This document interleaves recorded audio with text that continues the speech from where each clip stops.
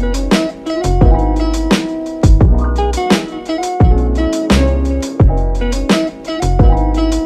teman-teman, hari ini topiknya adalah membahas tentang berkarir atau berbisnis. Ditemani oleh teman gue nih, ada siapa aja nih? Halo guys, Hanes. Halo guys, Gilbert. Oke, jadi topik hari ini berkarir dan berbisnis nih. Menurut lo orang gimana nih berkarir dan berbisnis? Dari Hanes dulu deh. Kalau lu lebih prefer mana nih, berkarir atau berbisnis? Menurut gue bebas ya bro ya, kayak tergantung orangnya sih. Lebih suka karir apa bisnis. Kadang-kadang emang ada orang yang cocok di karir, ada yang cocok di bisnis. Jadi nggak bisa bilang juga kayak oh bisnis pasti lebih tajir atau karir pasti lebih tajir. Jadi ya lebih ke personality orangnya aja. Lebih emang demennya gimana. Kalau dari latar belakang gimana nih bro? Kalau dari latar belakang lu sendiri, lu bidangnya apa nih? Mungkin karena bokap gue orangnya orang dagang ya, jadi gue dari kecil juga udah ngeliat dari keluarga yang berdagang gitu, jadi otomatis ke bawah ya.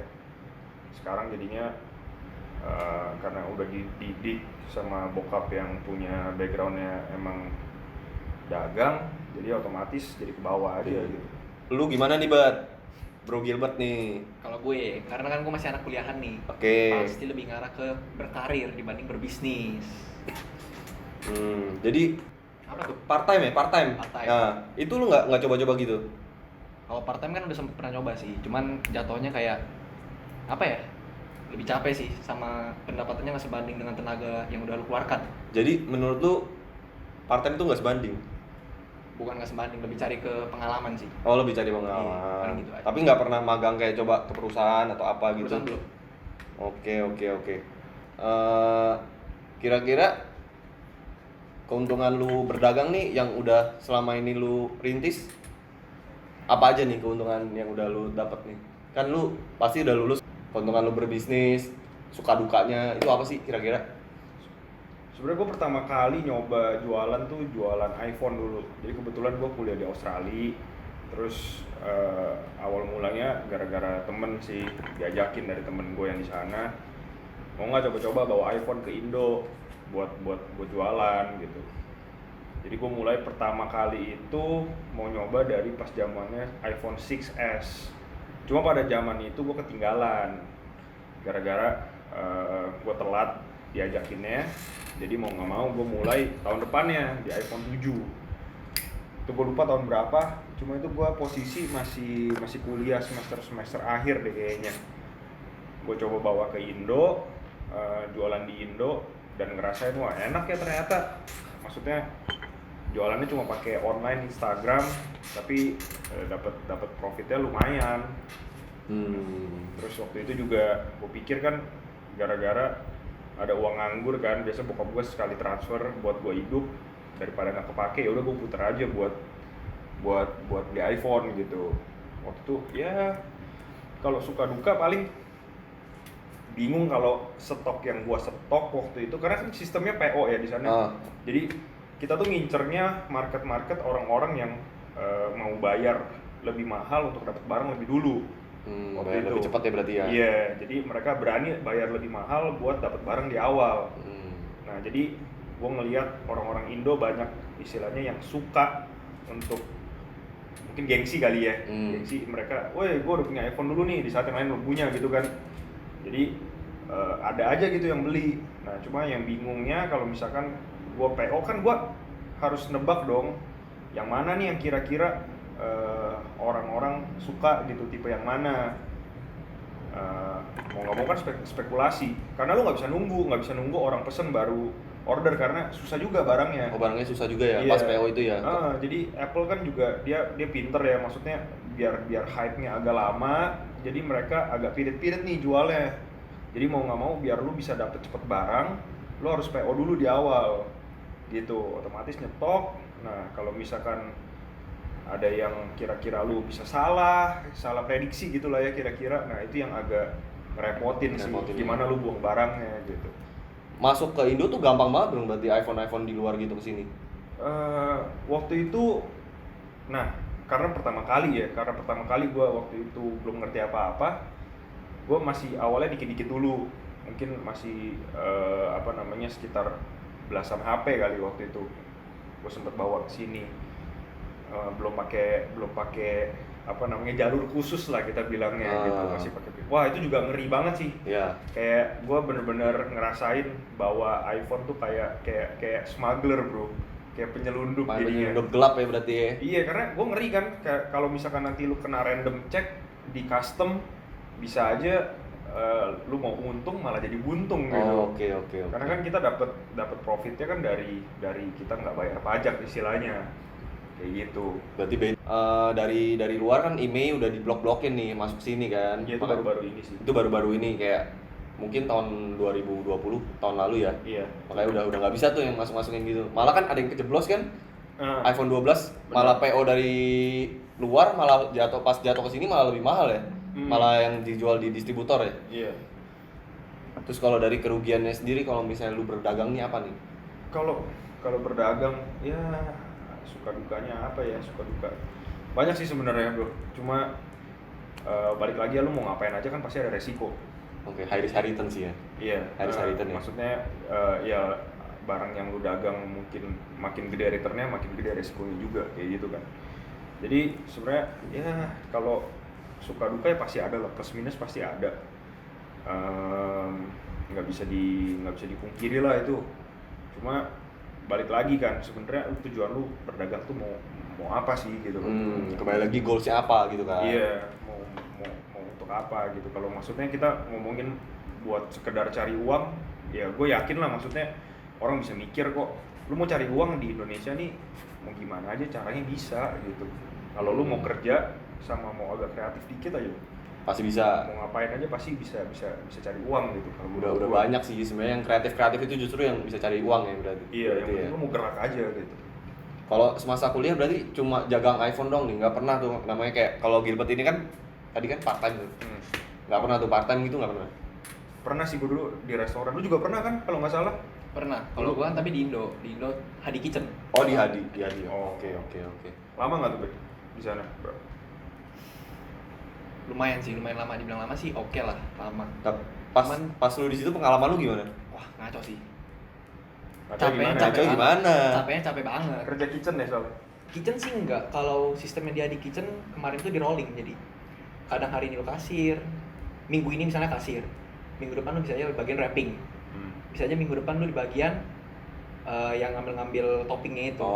Jadi beda-beda, emang dia dibagi per section gitu. Tapi itu biar kayak lu biar bisa belajar semua nggak sih, semua Ya, section biar ngerti semua. Sama pada intinya kan Hadi Kitchen itu kan emang nggak pernah memperkerjakan orang yang maksudnya setelah lulus kuliah lama baru kerja, enggak. Dia itu ngambil semua yang benar-benar masih kuliah atau baru lulus kuliah. Jadi kayak gitu. Sebenarnya nerapin kayak cara orang di luar sih. Kayak gue dulu juga teman-teman gue yang kerja di McDonald's kalau di Aussie, dia udah nggak mau memperkerjakan yang udah tua-tua. Dia pasti nyarinya yang orang-orang yang masih muda, kalau bisa masih kuliah, karena bayarnya pun masih rendah. Fee-nya mereka masih kecil sih ya. Iya, semakin lu tua pasti gaji per hour, karena kita kan dibayar kan per jam kan. Betul. Itu makin gede bayarnya. Nah, jadi ya orang-orang di McDonald's di sana yang udah tua-tua mungkin gara-gara emang dia udah kerjanya udah lama gitu di McDonald's itu gitu. Nah kalau lu sendiri Bet, ini kan lu pengalaman lu sekarang kegiatan ngapain, latar belakang background lu sendiri? Kan lu bilang masih kuliah nih, berarti masih online dong, masih kuliah online dong, masih kan? online, masih. Udah nggak ada kegiatan apa gitu kayak lu part time lagi atau gimana? Kalau part time sih enggak lah. Kayaknya kalau buat diri gue sendiri ya, gue udah cukup lah part time. Cukup part time ya? Karena udah ngerasain capek tuh, yang bener-bener capek tuh kayak gimana. Itu ibaratnya berkarir versi singkat ya? Ya oke lah, maksudnya kalau bagi semua orang ngomong kerja itu capek, emang capek, tapi ini Iya. tidak sebanding gitu. Dengan apa nih bro? Dengan apa dulu? Jelas dengan fee. Oh, emang Gitu. kalau boleh tahu nih, lu dapat berapa sih kira-kira dari Perkiraan. dari ini, ya? Rata-rata aja, rata-rata. Sebulan gitu bisa berapa kali UMR atau lebih rendah dari UMR? UMR nggak mungkin lah kayaknya, gila. Di bawah UMR sih. Di bawah UMR. Jauh ya? Untuk anak kuliah. Jauh banget. Iya. Gue nggak ngerti sih culture-nya kalau di luar tuh part timer dipandang nggak sih sama orang luar? Mungkin tergantung negara ya bro ya. Kalau di Australia ini kebetulan biaya labor tuh tinggi banget di sana. Karena orang di sana mungkin karena pada beredukasi, jadi menurut mereka pekerjaan yang ideal itu adalah pekerjaan di kantor. Oh. Jadi ketika lu kerjaan istilahnya kerjaan keras, itu malah dibayarnya bisa lebih tinggi gitu daripada lu kerja di kantor. Dengan ini ngomongin di kantor yang levelnya staff biasa ya. Gitu. Kadang-kadang malah bisa lu dapet income itu lebih gede dari kerjaan yang kerja lapangan bro, daripada kerja kantoran. Nah itu kenapa tadi gue bilang gue lebih milih berkarir. Nggak tahu ya kalau menurut gue ya, Iya. anak kuliahan tuh lebih milihnya kayak maksudnya yang belum ada pengalaman lah, sedikit yang mau berbisnis. Yang pertama yang faktornya takut, yang kedua karena mereka itu kayak kurang pede. Jadi kenapa lebih memilih berkarir, karena lu kerja kantoran udah pasti dapat gaji. Udah gaji tetap nih. Iya udah gaji tetap. Makanya jadi tiap bulan lu pasti bakal dapat duit kan. Jadi kenapa lebih milih? Tapi kan berkarir? kerugiannya kayak tadi lu bilang, contoh aja part timer tadi, lu cuma capek kerja nggak sebanding sama kalau lu first graduate biasa juga bakal nilainya UMR. Mungkin kalau first graduate biasa yang staffnya biasa 4 sampai 5,5 mungkin. Kita ngomong angka aja nih ya. Kita ngomong angka aja, rata-rata itu belum pasti ya, 4 sampai 5,5 mungkin. Tapi maksudnya gue ini kayak gini loh, lu lulus kuliah nih, lulus kuliah, Oke. berarti masih di bawah naungan orang tua, lu masih tinggal bareng orang tua dong. Nah lu kerja dengan angka segitu, gaji angkanya segitu, why not gitu loh. Jadi kayak lu makan masih di rumah, transportasi masih anggapannya kalau kantor nggak nanggung masih ditanggung orang tua. Dengan gaji yang segitu lu udah cukup gitu loh, bisa ngapain aja, anggapannya kalau buat anak yang masih kuliah gitu, ataupun fresh graduate. Kasusnya kalau keluarga lu ini keluarga yang cukup. Iya. Sekarang pertanyaannya, orang tua lu susah payah nguliahin lu. Susah payah nguliahin lu. Lu lulus harusnya lu cari kerja, lu kasih duit berapa persen ke orang tua lu, gantian gitu loh, balas budi. Kalau lu kasusnya kayak tadi kan kayak lu masih bergantung sama orang tua, bener gak? Nah itu gimana itu kalau kayak gitu? Tapi jangan salah, ada beberapa orang yang gue tahu, jadi anggapannya dia kerja dengan gaji yang angkanya segitu, dia bagi rata, langsung dibagi sama dia. Bisa aja gitu hidup sama nafkahin orang tuanya. Anggapannya kayak lu udah hidup makan di rumah gitu loh. Oh. Ngapain lu buat ada keluarin biaya makan dalam angka segitu gitu loh. Jadi dia misalnya bagilah 1 juta misalnya buat orang tua. Menurut mereka sih udah oke. Tapi dari yang lu omongin ini kan berarti di jangka pendek ya, Be? Maksudnya setelah lulus. Untuk kedepannya kan nggak akan. Kalau misalnya kedepannya gimana tuh, Be? Nah kalau kedepannya pasti beda-beda lah kalau orang mah. Maksudnya dengan asumsi tadi lu bilang lu pengennya kan berkarir kan, lu sukanya berkarir gitu. Untuk nanti mungkin lu punya jabatan tinggi ya di suatu perusahaan besar kayak gitu kan. Gimana tuh? Maksudnya lu mikirnya tuh gue pengennya berkarir aja gitu loh. Kalau gue personal, misalnya kalau gue dapat gaji misalnya di angka 4, misalnya 1 juta udah dikasih orang tua, makan udah di rumah, anggapannya nongkrong apa segala macam ya paling buang 1 lah. Iya. Masih ada 2 juta, anggapannya 2 juta itu bisa buat gue tabung. Mungkin seiring berjalannya waktu, gue ada muncul otak untuk berbisnis. Tapi lebih utamanya itu berkarir lah. Tetap kerja kantoran, cuman kalau bisnis oke. Kalau gue pengen tahu karir yang lu mau jenjang pegang tuh apa sih? Di bidang apa? Di bidang apa? Di bidang apa? Entah bank lah, entah perkantoran lah, entah bentuknya restoran atau apapun itu bentuknya. Sejauh ini sih paling kantoran aja, kantoran biasa. Kantor biasa ya. Nggak ada industri yang lu demen gitu kan? Iya. Boleh nyebut merek kan nih? Ya, aku boleh. Boleh, ntar gua. Udah paling yang ketertarikan gue untuk sekarang kerja paling di Shopee, Tokopedia. Oh, market e-commerce yang lagi hits ya berarti ya. Yang lagi hits. Anggapannya startup lah. Oh, yang walaupun yang tidak terkenal sih oke lah. Bukannya perusahaan startup itu rawan ya? Maksudnya gimana ya? Maksudnya rawan gini teman-teman. Perusahaan startup itu kan perusahaan baru, di mana perusahaan yang belum tentu berkembang di masa kedepannya. Apalagi kita di negara yang disebutnya negara berkembang, bukan negara maju ya. Orang bilang negara maju itu orang-orang yang udah di luar negeri, contoh Cina, US, Eropa, itu disebutnya negara maju ya. Kita Indonesia kan cuma ngikut negara-negara maju, makanya disebutnya negara berkembang. Nah itu kan bisa aja kantor-kantor startup kayak gitu tiba-tiba nggak dapat sokongan investor lah atau sokongan dana dari luar. Itu gimana kalau misalnya sampai lu nggak dibayar itu? Balik lagi tadi kan ke jangka pendek, seenggaknya dia udah kerja dulu. Amit-amit misalnya kau bangkrut atau apa, ya pindah cari kerjaan baru gitu loh.